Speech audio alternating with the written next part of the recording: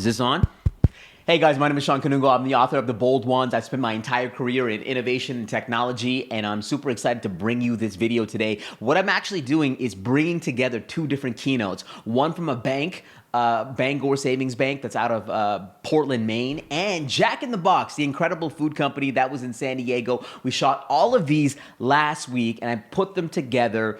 It's all about leveraging AI, and there's an incredible Q&A where we talk about customer experience and building a culture of innovation. I thought it was really good, so that's where I want to bring that value to you in this longer form video, and I'm hoping to drop more longer form videos on this channel. So if you haven't done this yet, as YouTubers say, subscribe. I'm actually here for one reason, and it's actually to make a new announcement. One of the great products that we have here at Bangor Savings Bank is our Pling Teen Debit Card.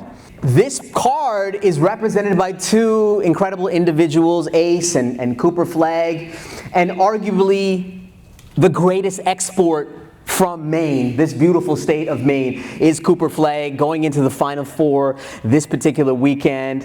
The problem, though, he's going to be way too popular. And so the Bangor team actually got together to figure out, how do we replace Cooper Flagg and have somebody that's a little bit more relevant to this teen group? And I'm incredibly excited to announce who that is. Ladies and gentlemen, the new spokesperson for Pling, the nature boy, Ric Flair. Woo, I hear some woos. We've renamed it also to Bling, which is, I think, better for a bank, right? In fact, Ric Flair on social media this morning put out a message talking about his partnership with you guys. Here it is. Nature boy Ric Flair, the 16-time World Heavyweight Champion, the original limousine ride, jet flying, kid stealing, wheeling dealing, son of a gun, announcing the fact that I am the new spokesperson for Bangor Savings Bank. Bling, bling, baby, ah! Bling before bling was bling. Ric Flair drip. Let's do it. Woo! There you go. Congratulations. Congratulations. By the way, if you thought that was real, I got you, okay?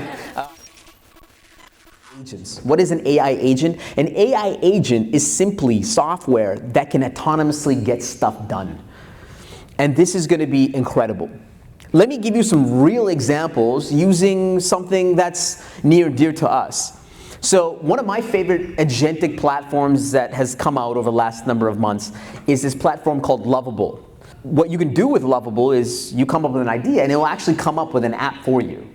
And so what I did was I went to Lovable and I said, hey, I know we're rebuilding our online platform. I said, let me help Bangor Savings Bank out a little bit. So what I did, I went to Lovable and I said, hey, redesign and build an online banking platform of Bangor Savings Bank. It should be called Bling, by the way, and have a Ric Flair-esque aesthetic. And what it started to do, I gave it the picture of Ric Flair, I gave it the logo of Bling, and what it started to do is not only come up with a code to it, not only did it come up with the UI for this, but it's also coming up with the buttons. It's also coming up with some of the details of what this platform is going to look like. And this was the version that it came up with. And to be honest with you, I was even more impressed in terms of the copy. Banking with style and flair. It had the woo in there. I mean, this is, it had some of the typography. It had some of the colors already down. Like, I didn't do anything to this. And so this is incredible. And by the way, one of the most interesting things, not only did it start to rebuild the app, but I saw one of the customer reviews for this was another wrestler, actually, Randy Savage, which was incredible. This is available and extremely helpful. I mean, it's ridiculous. This is ridiculous. This is not science fiction. This is here. One of the beautiful things about Jack in the Box is you have an iconic figure, right? And what's beautiful is that, ChatGPT just came out with this feature called their image generation feature. And I was just playing around with it and seeing if I can create some really compelling ads using Jack in the Box. Hey, take this image of Jack in the Box and put it in Crocs. So I said, hey, Jack in the Crocs. And then I said, you know what? Why don't we try Equinox and say Jack in the Equinox? And I mean, they're not bad. And by the way, this is the worst that it will ever be. This is the worst that it will ever be. What's interesting is that before coming on, we saw some incredible advertisements from Jack in the Box. And I want to show you one of the advertisements. It's the most recent advertisement from Jack in the Box, and I want to see if I could recreate it. Know what I'm doing tonight? I'm pouring chocolate all over my new banana French toast sticks. Crispy, fluffy, and just $2.99. What'd you think I was gonna say? Get so much more. Welcome to Jack in the Box. So what I want to do is I want to replicate it, but have a more of a sexier background. What if we put this in France? Know what I'm doing tonight? I'm pouring chocolate all over my new banana French toast sticks. Crispy, fluffy, and just $2.99. What do you think I was gonna say? Get so much more. I mean, it is like 70% there. Wait 6 months and it will be 100. Question.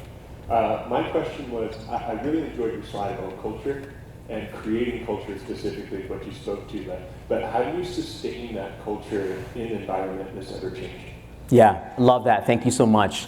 You know, culture is probably one of the hardest things to build. I believe in the concept that strategy is energy. It is this idea that it's not what you put on the PowerPoint, it's not what you put on a piece of paper, it's the 10,000 data points that show that you are committed. And the two ways of creating incredible culture to sustain that energy is, number one, how do we all align on a particular mission that we all can really believe in? And number two, how do we reinforce those connections with each other? And that's why I think a rally like this is incredible, right? Because we're connecting with people, maybe some people we haven't seen in a very long time, and that is an incredible way of keeping that culture tight. When you see people in person, when you have that energy, when you double down on friction, that's another way of creating that energy. So it has to be around the mission. And number two, it's really about that connection. I actually believe that the dirty secret to innovation is actually getting more people drunk. Let me explain. You know, when you spend an enormous amount of time with people, you understand their vulnerabilities, their weaknesses, you understand their challenges, and the more that you can understand where someone's coming from, the more that you can align missions together, and then you can move things forward. So innovation is hard enough. And so when you really understand your counterparts, that's how you can actually move innovation forward. And so I guess my best advice is to get more people drunk. So I appreciate that. Another question? Yeah, okay. Do we have another question from the audience? Another question. Yeah, a couple questions. Okay, great. Over here, right front up. Hi there. Baylor Savings Bank is always innovative. I'm so proud to work at such an innovative company. However, I think sometimes we fall into trap, I'd say, that we don't announce our innovation until after we've executed and we know we nailed it. Yeah. What do you see are the pros of communicating either internally or externally about some of our more innovative plans? I love that question. Thank you so much for asking. My belief is that innovation is contagious. I think we can say that word now, right? Contagious. A couple years after COVID, we're good to say that. Innovation is contagious. When you see someone doing something that they've never done before, or something that's unexpected, that's in your particular group, it can be a source of inspiration. So one of the best things that we can do internally is to share more, to share our innovations internally around some of the things that we found, whether it's these new AI tools, or whether it's a new initiative, or whether it's a better way of delighting our customers in new ways.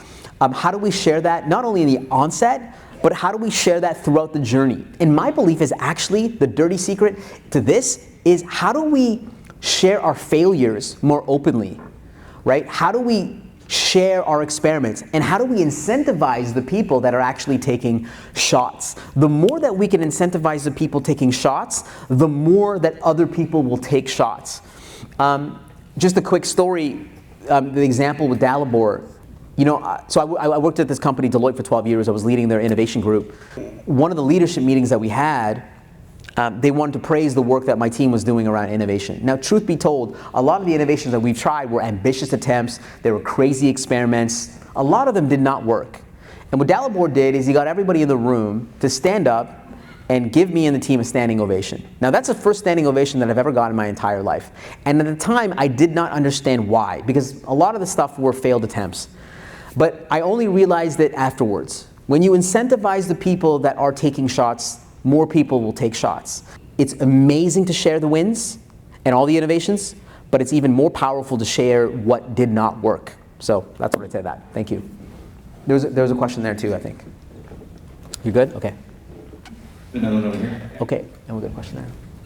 I'm not keeping track of time, by the way, so I can go all day, by the way. Yeah, okay. Yeah, a few more minutes. Okay, sounds good.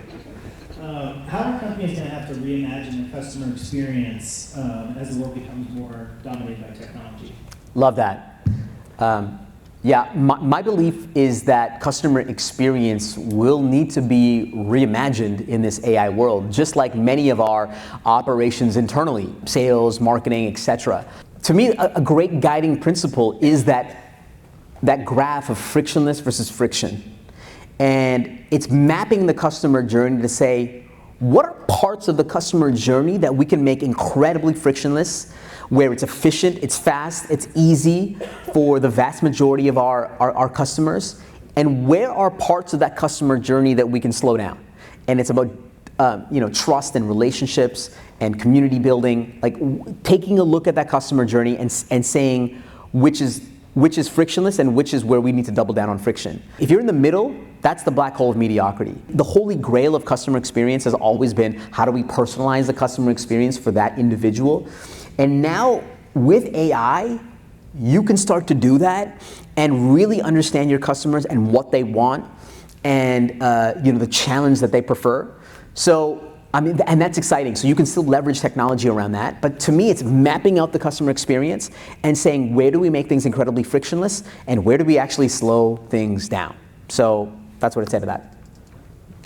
I love that. We talk sometimes about meeting our customers where they are. Yeah. Right? So that's the same kind of idea, right? The channel that they want to communicate with, whether it's in the branch or whether it's online, whatever that happens. 100%. And that's always changing too. I mean, people will, as technology accelerates and we get introduced to new channels, that's going to change. So it's being nimble and flexible enough to say, how do we test these new channels with certain segments? And customers will change too. Sometimes they want to be in person for one thing and online. Yeah. So you're trying to navigate that too. 100%. I think we're going to do one last Yeah, sure. question Let's do that. probably. So we have one more out there. We have one right there, back there. They messed up and gave me the mic, but Okay. What role does leadership play in successfully integrating AI into a company's mission? Love that. So what role does leadership have in terms of implementing? This AI revolution is a lot more than just leadership. It's actually about the individual. It's everybody's job in this room, no matter how long you've been in this industry or not, is to play with some of these tools. It's changing every single day. And once you start playing, I'm not saying learning and watching a YouTube video or sitting here and listening to me, that's great. But once you start playing with it, you will start to see the opportunities for your particular group and ultimately for the organization. All the stuff that I showed you today, this is the worst it's ever going to be. This is the worst it's ever going to be. It's going to get better exponentially every single day. You know, it's interesting, like a number of years ago, I mentioned the idea that, with AI, you're going to be able to take an idea and create an app, a website. And we're already here right now. That's like 3 years ago. I literally thought that would have taken 10 years. And today, I have no idea what's going to be happening in the next 5 years, but I do know this. The organizations and most importantly, the individuals that continue to build a muscle around this, those are the people that will be successful in this revolution. And I think that we have such an exciting opportunity ahead for us. and I can't wait to see what everyone does. I want to thank you so much for your time today. It was an absolute honor to be here, to follow the mascot of the Sea Dogs, and deliver this presentation to you. Thank you so much for your time. Thank you so much. Appreciate it. Thank you.